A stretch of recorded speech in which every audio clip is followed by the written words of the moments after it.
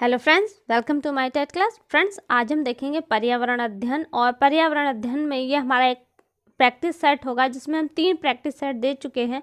आज जो हम करने वाले हैं चौथी प्रैक्टिस सेट होगी। मैंने यहाँ लिखा नहीं, देखिए ईवीएस में ईवीएस प्रैक्टिस सेट ये हमारी चौथी होगी और यहाँ पे हमने 20 महत्वपूर्ण प्रश्नों को लिया है। तो आइए स्टार्ट करते हैं अपने प्रश्नों को, देखते हैं एक एक करके अपने सारे प्रश्न। पहला प्रश्न हमने लिया है पैरा एक्सीएसिटिल नाइट्रिक यानी कि PAN क्या है। तो ये एक प्रकार का वायु प्रदूषक है, ये वायु को प्रदूषित करता है। दूसरा प्रश्न है कि राष्ट्रीय पर्यावरण अनुसंधान केंद्र कहाँ स्थित है। ये प्रश्न अक्सर आपके पर्यावरण वाले पोर्शन में आ सकता है और आता भी है। राष्ट्रीय पर्यावरण अनुसंधान केंद्र महाराष्ट्र के नागपुर में है। तो आप देख रहे हैं कि यहाँ पे लिखा है महाराष्ट्र के नागपुर में है।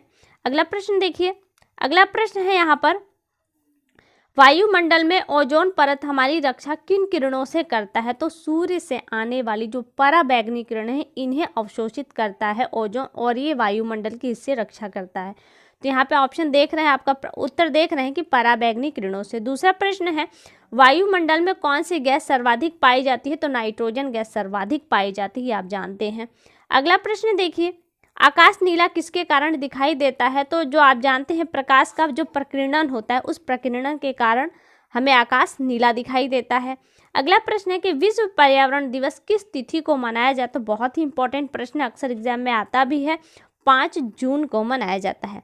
अगला प्रश्न देखिए, ग्रीन हाउस प्रभाव के कारण पृथ्वी का तापमान बढ़ता है या घटता है। ये आपसे पूछ रहा है कि बढ़ता है या फिर घटता है।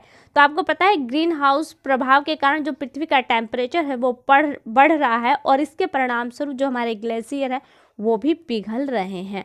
अगला प्रश्न है पर्यावरण का दुश्मन किस वृक्ष को कहा जाता है। तो यूकेलिप्टस, जिसे दूसरी भाषा में सफेदा भी कहा जाता है, पर्यावरण का दुश्मन कहलाता है। क्यों कहलाता है? क्योंकि ये बहुत ज़्यादा पानी ऑब्जर्व करता है और इसके आसपास का जो एरिया होता है वो उसमें से पानी की जो मात्रा है वो समाप्त हो जाती है। इसके कारण इसे पर्यावरण का दुश्मन कहा जाता है। अगला प्रश्न है कि चिपको आंदोलन के पीछे मुख्य उद्देश्य क्या था। तो देखिए, चिपको आंदोलन सुंदरलाल बहुगुणा ने चलाया था और वृक्षों के बचाने के लिए ये चलाया गया था। तो आप जान सकते हैं कि यहाँ पे जो चिपको आंदोलन चलाया गया था वो वनों की सुरक्षा या वृक्षों की सुरक्षा के लिए था।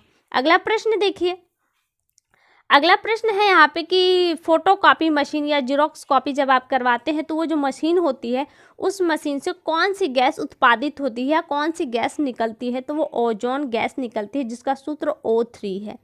ठीक है, आगे देखिए, विश्व वन्य जीव कोष, ध्यान दीजिएगा, विश्व वन्य जीव कोष द्वारा प्रतीक के रूप में किस पशु को लिया गया है। तो आपको पता है ज्वाइंट पांडा लिया गया है। ज्वाइंट पांडा है लेकिन पशु कौन सा है? पांडा ही है, लेकिन वो ज्वाइंट लिया गया है। तो यहाँ से आपका उत्तर हो जाएगा पांडा।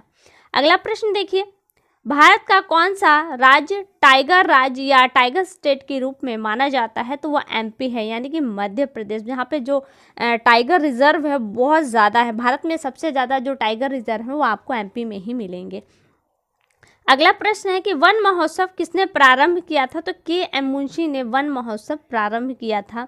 अगला प्रश्न देखिए, विश्व वन्य संरक्षण कोष, देखिए विश्व वन्य जीव संरक्षण कोष कहाँ पर स्थित है। तो ये आपका स्विट्जरलैंड में स्थित है। बहुत ही इंपॉर्टेंट प्रश्न है, इसे याद रखिएगा।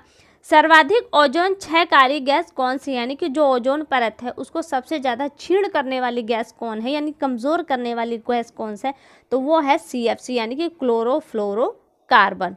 आगे देखिए, आगे प्रश्न है भारत में सबसे कम वर्षा कहाँ होती है। तो आप बहुत अच्छी तरीके से जानते हो कि भारत में जो सबसे कम वर्षा होती है वो राजस्थान में होती है और यही कारण है कि वो एरिया आपका शुष्क रह जाता है।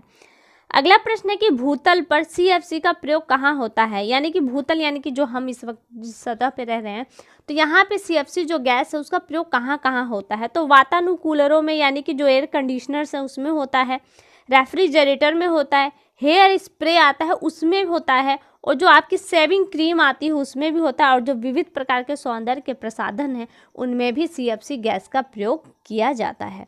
आगे देखिए, आगे है ग्रीन हाउस प्रभाव का प्रत्यक्ष परिणाम क्या होगा। ये भावी के लिए पूछ रहा है लेकिन उसका प्रत्यक्ष जो प्रभाव वो इस वक्त भी देखने को मिल रहा है। क्या हो रहा है? हमारे ग्लेशियर पिघल रहे हैं, पृथ्वी का टेम्परेचर बढ़ रहा है जिसके परिणाम स्वरूप ग्लेशियर पिघल रहे हैं। अगला प्रश्न है कि भारत में वृक्षों का आदमी किसे कहा जाता है। जाहिर सी बात है, जो वृक्षों का संरक्षण करता होगा उसे ही वृक्षों का आदमी कहा जाएगा। तो सुंदरलाल बहुगुणा, जिन्होंने अपना समस्त जीवन वृक्षों की सेवा में बिताया है, इसके कारण इन्हें वृक्षों का आदमी कहा जाता है। अगला प्रश्न है और इस वीडियो का ये लास्ट प्रश्न है, पृथ्वी दिवस कब मनाया जाता है। बहुत ही इम्पोर्टेंट आपका ये प्रश्न है। तो पृथ्वी दिवस आज का 22 अप्रैल को मनाया जाता है। तो फ्रेंड्स, ये प्रश्न आपको कैसे लगे एक बार हमें कमेंट करके ज़रूर बताइएगा। अगली वीडियो में आपसे फिर मुलाकात होगी, तब तक के लिए नमस्कार।